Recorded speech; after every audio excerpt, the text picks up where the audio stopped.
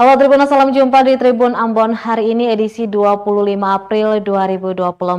Selama beberapa menit ke depan, kami akan menghadirkan sejumlah informasi terupdate dari kota Ambon dan sekitarnya. Bersama saya Tanita Patesina dan inilah Tribun Ambon hari ini. Kita mulai dengan berita pertama. Sadalili jadi PLH Gubernur Maluku gantikan Murad Ismail. Sekretaris Daerah Maluku Sadalili bakal menjadi pelaksana harian gubernur menggantikan Murad Ismail, di mana masa jabatan Murad Ismail berakhir pada 24 April 2024. Penunjukan Sadali sesuai ketentuan pasal 78 ayat 2 huruf A Undang-Undang Nomor 23 Tahun 2014 tentang Pemerintahan Daerah pasal 131 ayat 4 PP 49 Tahun 2008 serta berdasarkan radiogram Mendagri tertanggal 24 Maret 2024. Sadali mulai bertugas terhitung mulai tanggal 25 April 2024 pukul 000 waktu Indonesia Timur. Sampai dengan adanya kebijakan lebih lanjut dari pemerintah.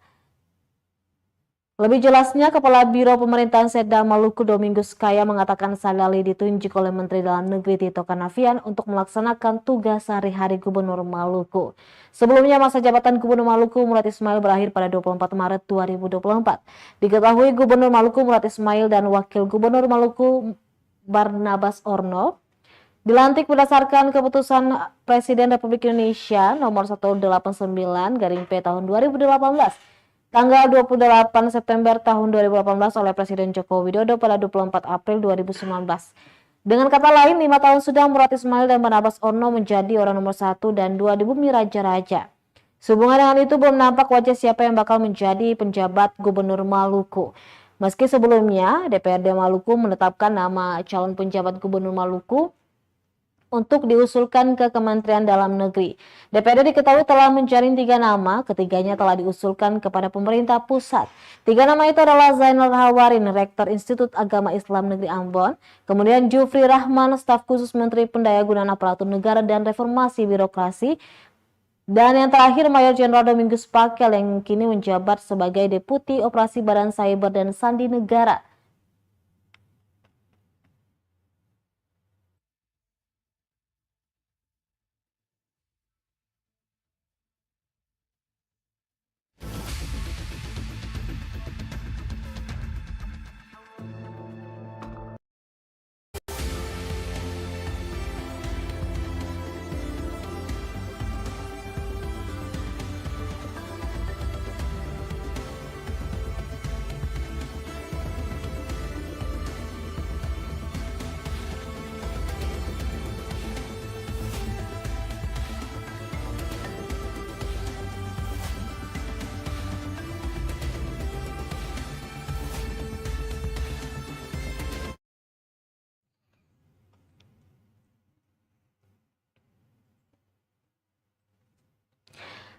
Tribuners, salam sehari, Hendrik Lewerisa terobos ambil formulir di 5 parpol.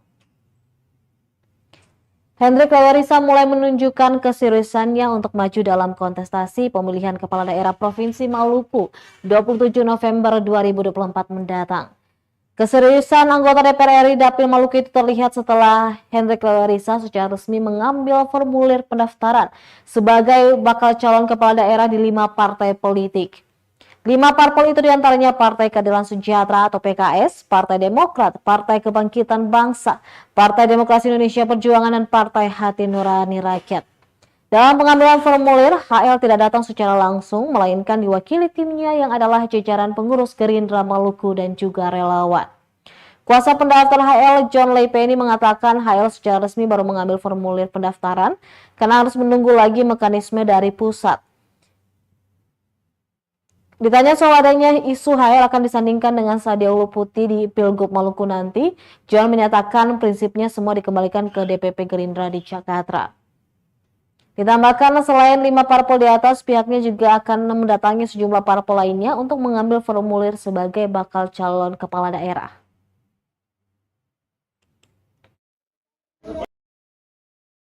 Kenapa baru hari ini mengambil formulir? Tidak terlepas dari Partai Gerindra, kami menunggu dulu mekanisme yang terjadi dari nasional. Prosedur fatsun partai itu telah jelas oleh ketua harian kami adalah memberikan kesempatan kepada putra-putri terbaik Partai Gerindra untuk diusulkan dalam Pilkada tahun 2024. Sehingga setelah penetapan KPU, Pilpres telah selesai dan persiapan pelantikan nanti di bulan Oktober, kita baru mulai memasuki bulan-bulan Pilkada. Sehingga hari ini Pak Hendrik dengan resmi mengambil formulir di beberapa partai politik. Terima kasih.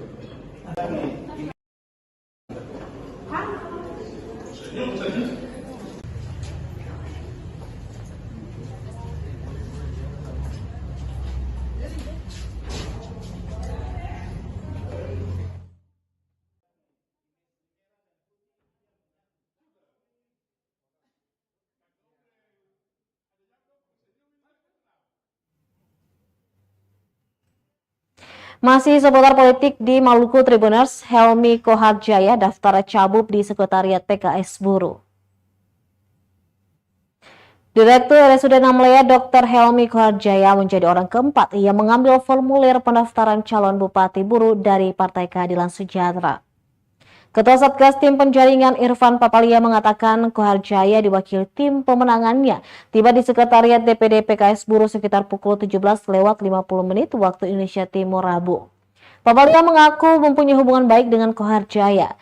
Diketahui PKS Kabupaten Buruh telah memiliki 4 pendaftaran calon Bupati Buruh. Di antaranya M. Satrio Primasti, Beng Idrus Tuwila, Aziz Hentihu, dan Dr. Helmi Koharjaya. Direncanakan Kamis hari ini Ketua DPC PKB Kabupaten Buruh Ikram Umasugi dan mantan Wakil Bupati 2017-2022 Mustafa Besan akan mengambil formulir.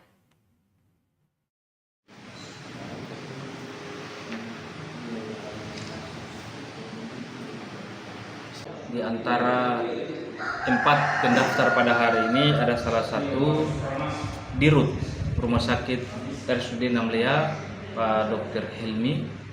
Beliau menugaskan timnya 2 orang untuk melakukan pengambilan formulir dan juga menyelesaikan administrasi sebagaimana sudah dituangkan dalam pembentukan Bupati.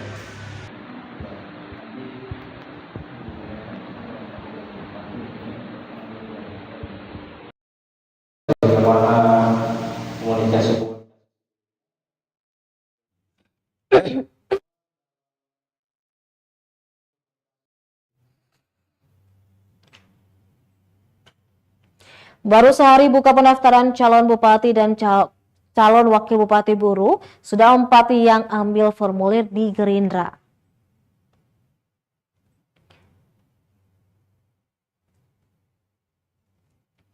Dewan Pimpinan Cabang DPC Partai Gerakan Indonesia Raya atau Gerindra resmi membuka penjaringan bakal calon bupati dan wakil bupati Buruh untuk pemilihan kepala daerah Pilkada serentak ke 2024. Ketua Satgas Tim Penjaringan M. Rustam Fadli Tukuboya mengatakan pendaftaran dibuka sejak Rabu 24 April 2024 hingga 7 Mei. Dikatakan sejak pendaftaran dibuka sudah ada 4 calon yang mengambil formulir. Antara lain M. Satrio Primasti, Muhammad Daniel Rigat, Ikram Umasugi, dan juga Dr. Helmi Koharjaya. Dikonfirmasi Ketua Penjaringan, 2 calon akan mendaftar hari ini yaitu Aziz Hentihu dan Aji Hentihu sebagai calon wakil bupati. Dijelaskan segala hal yang berkaitan dengan administrasi telah tertuang di dalam juknis. Nantinya tim penjaringan akan membagikan setiap kandidat maupun tim yang datang di DPC Gerindra. Rustam menegaskan DPC Gerindra Kabupaten Buruh mewajibkan setiap calon datang secara langsung untuk pengembalian berkas. Tahap selanjutnya sebelum berkas dibawa ke Jakarta, tim penjaringan akan melakukan uji kelayakan atau fit and proper test.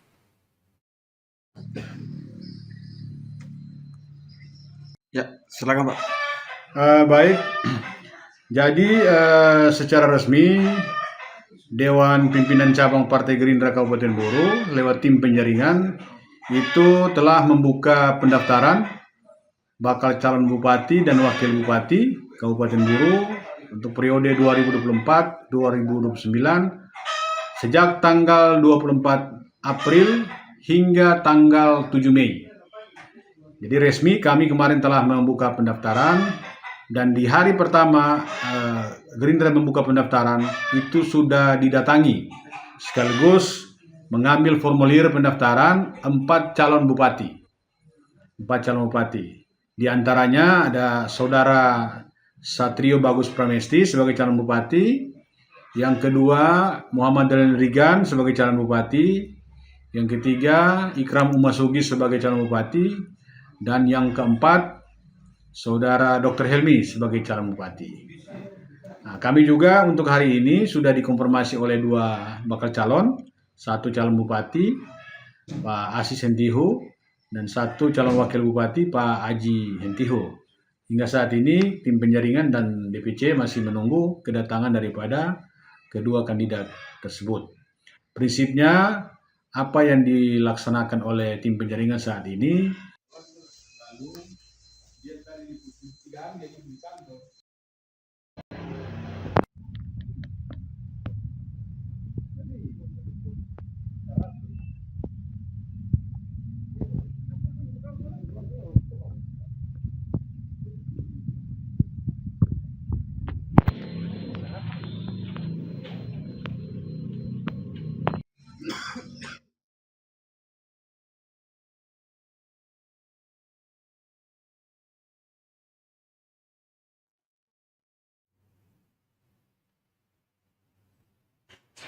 Maju Pilkada 2024, mantan Wakil Bupati Petrus Berwat Warin ambil formulir di Perindo Maluku Tenggara.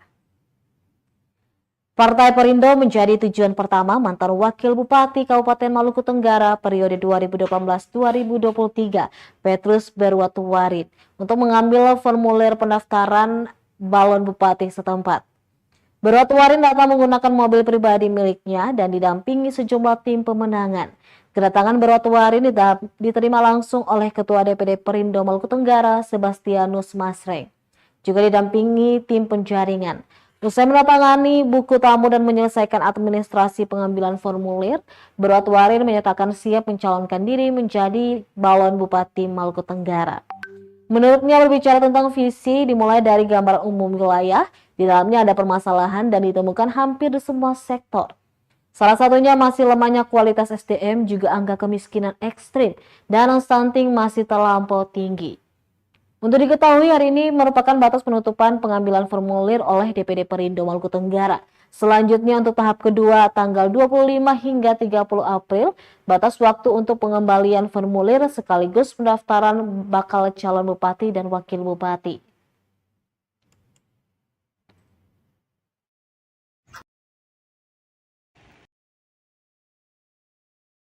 Menanggulangi.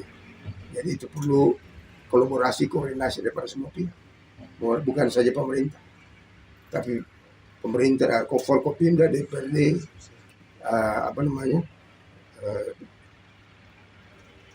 tokoh adat, tokoh masyarakat, tokoh agama, termasuk media. Semua mesti saling berkolaborasi, berkoordinasi, dan berkomunikasi. Itu penting. Nah, itu salah satu yang paling penting ke depan. Dan kalau yang betul, kalau perlu mesti media punya satu gedung yang cukup representatif untuk bisa menampung balik. Tiga.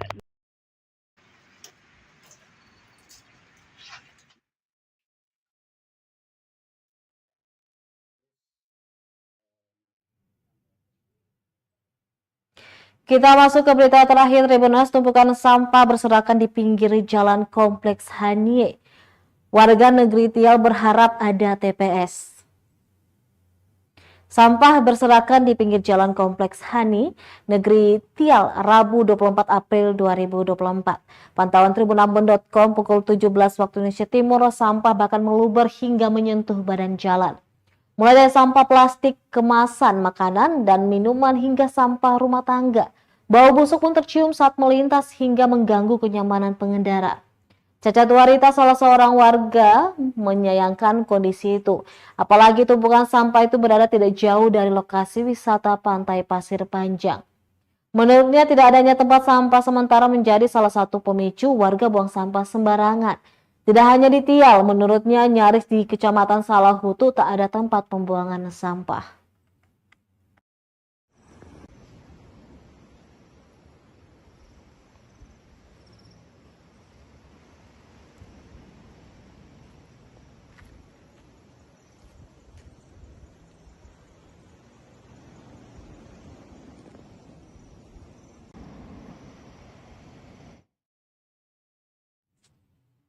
Sampai di berita apa?